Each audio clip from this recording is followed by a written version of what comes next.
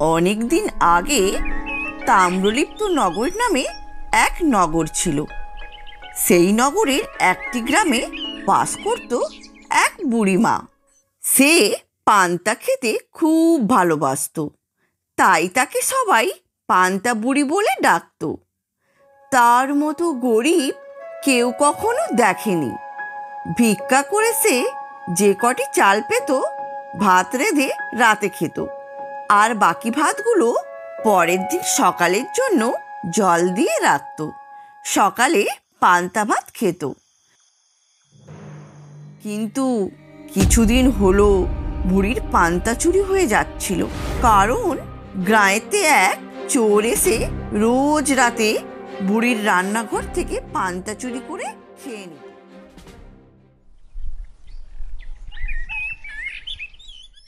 হায় হায় হায়, এতটুকুও ভাত নেই। চোরটা জোরাতে সব ভাত খেয়ে নিয়েছে গো। এখন আমি কি করি? চোরের জ্বালায় বুড়ি অস্থির হয়ে উঠল। বলল, এইবার রাজার কাছে নালিশ করতেই হবে। এরকম রোজ রোজ চলতে দেওয়া যায় না। এই বলে বুড়ি চলল রাজার কাছে নালিশ করতে।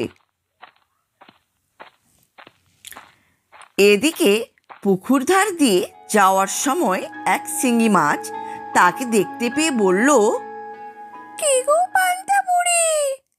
কে? আমি গো, আমি শিঙি মাছ। তা তুমি কোথায় যাচ্ছ গো?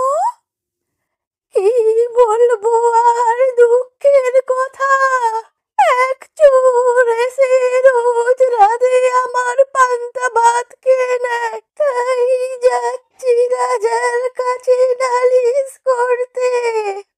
যাচ্ছ যাও, কিন্তু বাড়ি ফেরার সময় তোমার সঙ্গে আমায় নিয়ে যেও, তোমার ভালো হবে।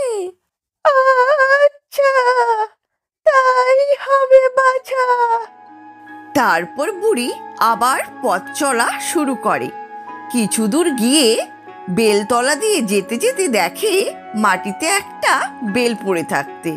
বেল বুড়িকে বলল, ও পান্তা বুড়ি, কোথায় যাচ্ছ গো? কে? আমি গো, আমি বেল। তুমি কোথায় যাচ্ছ গো?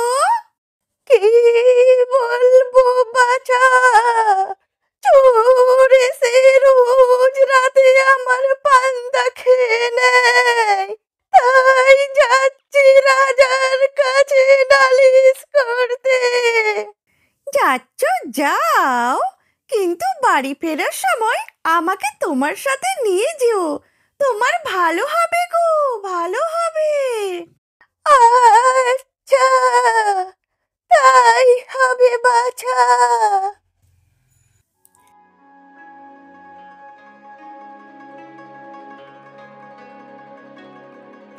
তারপর কিছু দূর যাওয়ার পর বুড়ির সাথে দেখা হয় এক গোবরের। হে হে হে হে হে, পান্তা বুড়ি চললে কোথায়? কে? ও গোবর?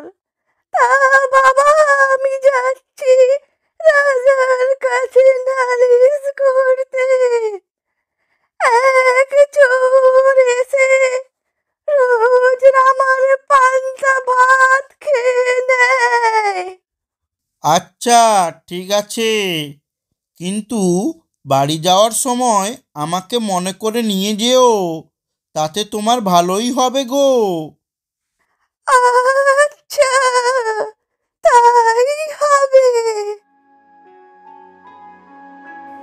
শিঙি মাছ, বেল, গোবর এদের সবার সাথে কথা বলার পর পান্তাবুড়ি যখন রাজপ্রাসাদের কাছাকাছি, তখন এক ছুরি পড়ে থাকতে দেখল। ছুরি জিজ্ঞাসা করল, বুড়ি, ও বুড়ি, কোথায় যাচ্ছ? চোরে আমার পান্তা খেয়েছে, রাজার কাছে নালিশ করতে যাচ্ছি। এতক্ষণ বুড়ি বেশ সহজেই জবাব দিচ্ছিল। ক্রমে তার মাথা গরম হয়ে উঠল। ছুরির কথার উত্তরে সে বিরক্ত হয়ে বলল, যেথাই যাই না কেন, তোর তাতে কি? রাগ করো কেন? একটা কথা শোনো, ফিরে যাওয়ার সময় আমাকে নিয়ে যেও, তোমার ভালোই হবে। আচ্ছা আচ্ছা, সে তখন দেখা যাবে। শেষে রাজবাড়ির কাছাকাছি গিয়ে বুড়ি দেখল পথের ধারে একটা কুমির পড়ে থাকতে। বুড়ি, বুড়ি, কোথায় যাচ্ছ? বুড়ির তখন মেজাজ আরো গরম হয়ে উঠল। তোর তাতে কি?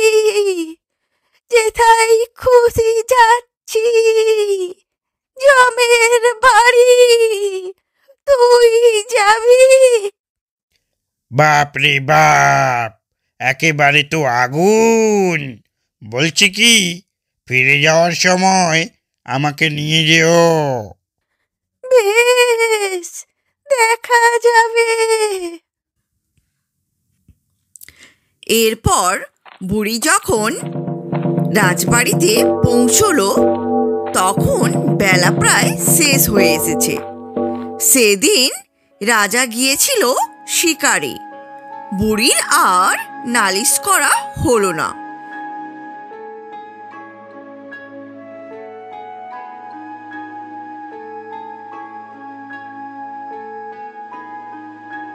ফিরবার পথে সে কুমির, ছুরি, গোবর, বেল, শিঙি মাছ নিয়ে এলো। ও বাবা, সারাদিন হেঁটে হেঁটে খুব কষ্ট হয়ে গিয়েছে। সন্ধেটাও হয়ে এলো দেখছি। বুড়ি বাড়ি পৌঁছে গেল। তখন কুমির বলল, বুড়ি, তুমি আমাকে এই পুকুরের কাছেই রেখে দাও।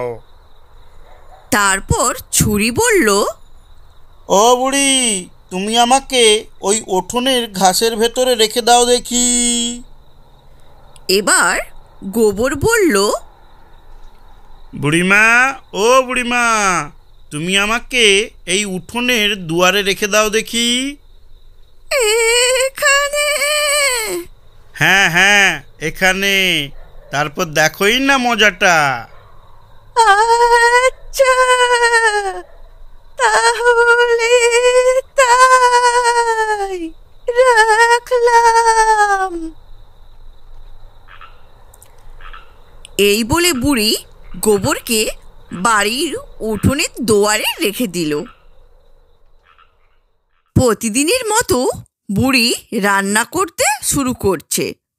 তখন ব্যাগের ভেতর থেকে বেল বলল, ও বুড়িমা, ও বুড়িমা, আরে আমি বেল গো, বেল।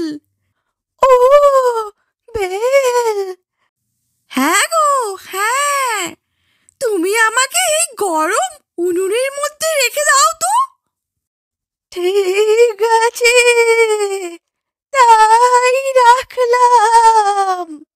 তারপর ঝোলার ভেতরে থাকা শিঙি মাছকে বুড়ি জিজ্ঞাসা করলো, তা তোমাকে কোথায় রাখতে হবে?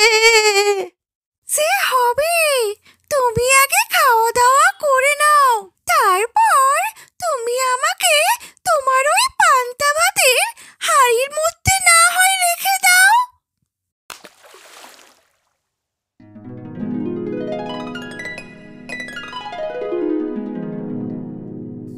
খাওয়া দাওয়া করে তারপর বুড়ি ঘুমিয়ে গেছে। এমন সময় চোর এসে উপস্থিত। সে যেই পান্তা ভাতের হাঁড়িতে হাত দিল শিঙি মাছের এক কাঁটার খোঁচা খেলো। ওরে, এ কি দেখছি?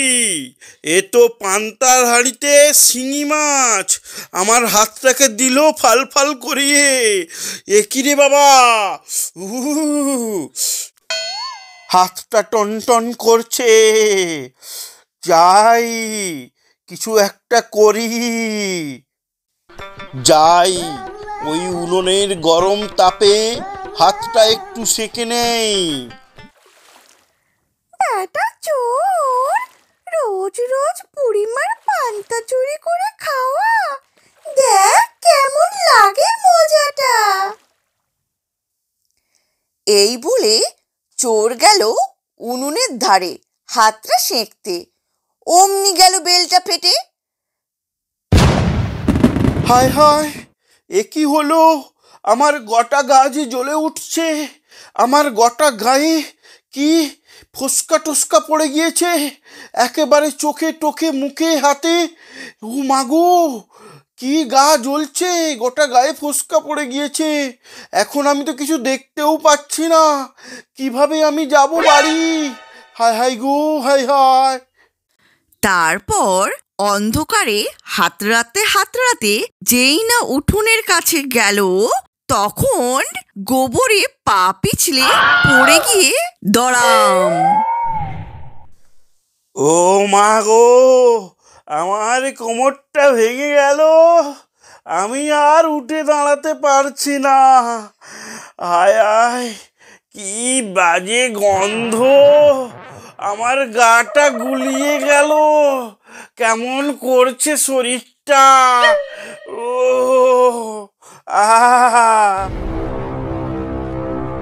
এই বলে সে খুঁটি ধরে উঠে যেই না ঘাসে পা মুছতে গেল, অমনি ছুরিতে পাটা কেটে তার পাটা ফাল ফাল হয়ে গেল।